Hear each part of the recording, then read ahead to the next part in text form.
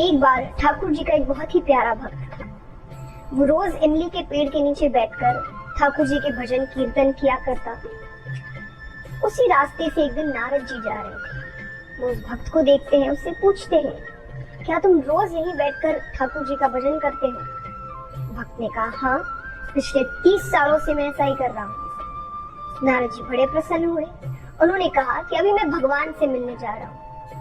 अगर तुम कुछ संदेश देना चाहते हो या उनसे कोई बात कहना चाहते हो तो मुझसे कह दो। भक्त ने कहा, बस एक प्रश्न है मेरा कि मुझे भगवान दर्शन कब देंगे? नारद जी ने कहा, ठीक है।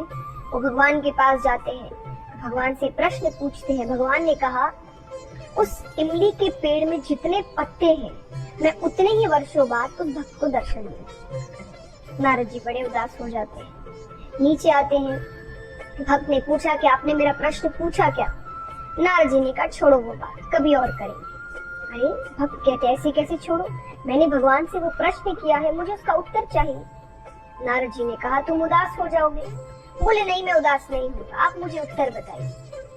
नारद जी ने कहा कि भगवान ने कहा है, इस इमली के पेड़ में जितने पत्ते हैं मैं उतने ही वर्षों बाद तुमसे मिलने आऊंगा। भक्त वापस पूछता है, भगवान ने ये बात खुद कही है? नारद जी ने कहा, अपने मुख से कही है। बोले, हाँ।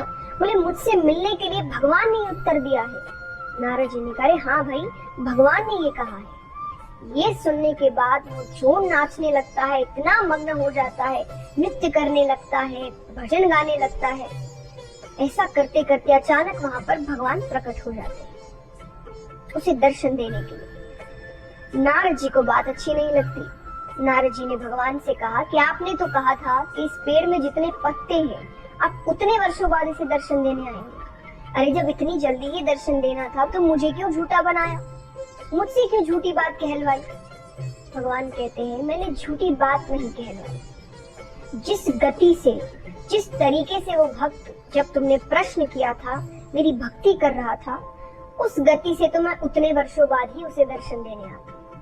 लेकिन जैसे ही उसे ये पता चला कि भले ही वर्षों बाद पर मैं उसे दर्शन देने आऊंगा, जिस गति से, जिस उत्साह से उसने मेरी भक्ति शुरू की, मुझे तुरंत ही आना पड़ा।